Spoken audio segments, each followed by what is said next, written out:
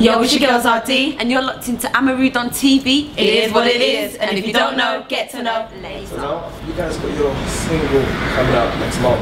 Yes. You've also got a song with Sneakbo. Yeah. So, two.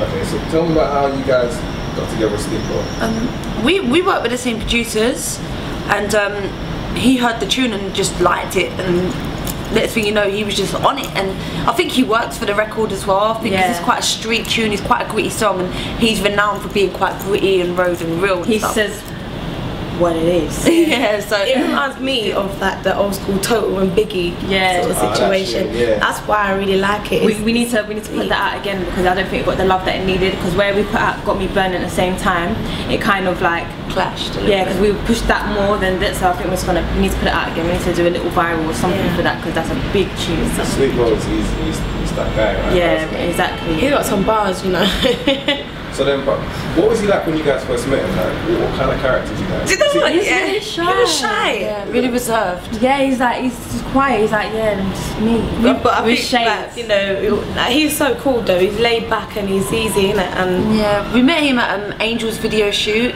Yeah, Angel told me that you guys came up for that as a so love that. We met him there. That was a vibe. Big up Angel and Parallel and everyone as well. Them lot killed it for that. You see us in there. But being a group though, let me ask you, what's the dynamics of being a group? Because obviously you split, right? Yeah. And you two are like the vocalists, right? Yeah. So how do you guys go about like when you're attacking a track, when you're creating it? Where like, to be honest, there's no set way of doing it, you know. It's like you get in the studio and you just work with the vibe at the time. It's like sometimes it will be where I'm taking the verses and the girls are on the choruses, and then other times it will be where the girls are dominating over the track, and then I just do a little bit here and there. It just depends on the tune and the vibe and who we're working with. There's a vibe where we're all doing it together, like, you know, just interacting, rapping and singing, like it's fused. It's mad because like obviously Cron's grime, MC, rapper, R&B vocalist, soul vocalist, put that together, you get a madness. But then, because I first heard of you guys like last year, it's like in February. Yeah, a few people started talking about you guys. I don't think you guys were signed then, I don't think. Nah. Yeah. So now that you're signed, what's it like now? What's the major differences now? Do you know what? Like, for me anyway, it's not actually hit me that we're signed yet, because we haven't this up now. We're just putting the single out. I think when the single's out and people start buying it, and if we get into the charts, I think that's when we're gonna realise this is what it's meant to be like being signed, because we were still grinding when we were signed. It's not like the grind never stopped. The grind never stopped. It weren't like we got signed and then happy days, party every day. No, like we was grinding. It's a more pressure though. Yeah, much more pressure. I mean, you get your deal, you can lose your deal. Yeah. Do you know what I mean? That's how you've got to look at it. But I mean, we are in a blessed situation as well, obviously, to have one of the biggest, most successful pop record labels in the country behind us. It's massive, but we don't depend on that. Do you know what I mean? We know we still got to work hard, and everyone's still got to do their graft, us and the team around us as well. So wait, how did that deal then actually come together? Like, what was the decisive moment when the label said, okay, we're gonna get involved? Because like when we first started out, like what was that?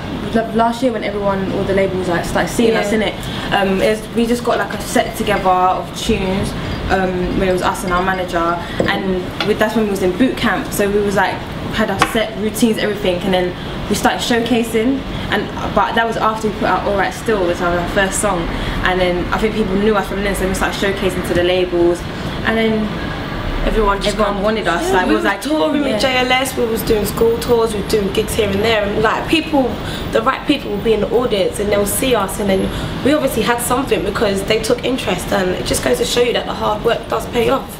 It really does. It was like a bidding war, right? Yeah, bidding war. So when you guys sat in the meetings, or was it your manager just says okay? Management. So then how did you know to go with the label? I mean, we met with each label or whatever, and to be honest, like it wasn't a thing where the management just decided. It was like we did have an input in saying just on first impressions who we liked, and you know we could tell just by like, for example, like when we're performing who's actually looking and who's sitting there on their phone, and it's little things like that, and you know just the way that they befriend you and actually talk to you and take interest in you.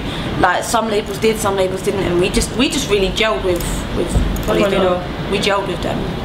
So then obviously now looking at things, what expectations do you have for the single? Like, do you have any expectations, or just throw it against the wall and see if it sticks or not? Yeah, I think that's the best way of putting it. Throwing against the wall, see if it sticks. See who actually, you know, takes to the vibe. I mean, it's different to stuff that people had heard us do before, and you know, and like, funny enough, we've got a really good response, especially with the video coming out. That's when everyone actually heard the song properly, and when bringing out the video, and the response that we got was really good, and everyone was, you know, commending us, saying, "Oh, you girls have done well. You know, you've been quiet for so long, but you've come out, and this song's great." I mean, for me, the bad would be that I've had to let a lot of friends go, not go, but like, you kind of realise when you're in this kind of situation who your true friends are. You really realise it, and it really opens up your eyes to who you can and can't trust. And people that I thought I could trust, I've had to let slide. I can count my friends on my hand. That'll be like, I'll say good and bad. Yeah, I'm kind of glad that it's helped me to see it, but it's bad because obviously, you know, you don't have a lot of people. And the good would obviously be like being able to perform in the O2 Arena, like fulfilling a dream. Like, do you know what I mean? Like, this is all I've ever wanted to do, is jump on a stage and just perform in front of people. So. Pretty much the same as Cruns, you know, like not being able to have that same lifestyle that we had before the music. It does change, and it's just a thing where you don't know who's going to actually understand the graft and the grind. Like, you guys wake up, you don't know what day it is. Like, you get straight. Do you think I even know what day it is today? I don't know what day. I told my friends that it was Thursday today, thinking that hip hop karaoke's today, Thursday. So you know what? I keep looking. It's today, isn't it? It's Wednesday today, but though. I thought It's Thursday. The thing is, I've got this watch on my wrist all the time now because it's got the day, the date, and the time, and I'm looking at it like I'm looking at the time all the time. I'm looking to make sure I'm on the right day. Is that hard? People don't understand that part. No, they don't. That part is like, we don't have weekends anymore. but then with that, then is it a situation where once you get signed, everyone now has an expectation, thinking that you can do this for them, like, you know, get me a deal, or, you know, invite you out to places all the time. And whatever happened to buying a ticket? So it's people expect too much, man. It's like, I guess it's supposed to be crazy for your shows, isn't it? Oh man, we don't. No. But you know, honest, we don't have a guest list. It's cool though. Like, I mean, in time it's going to be worth it, and it is enjoyable. As much as it's very time consuming, we do enjoy it. I think the bad thing for me as well,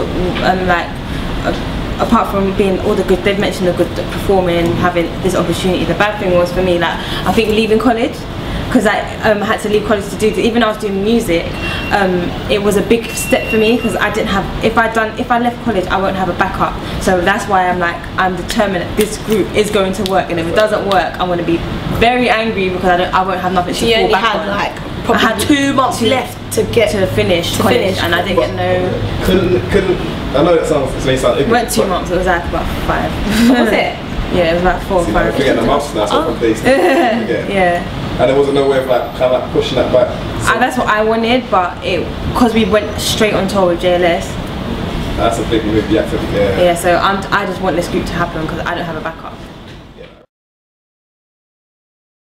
Like, at the moment, we're not gonna lie to you. Like, we're not like some rich girl group who got signed. Like, it's not that. Like, we grind, innit? Like, we're not wearing the Gucci, we're not wearing the Louis V, we're not wearing all of that.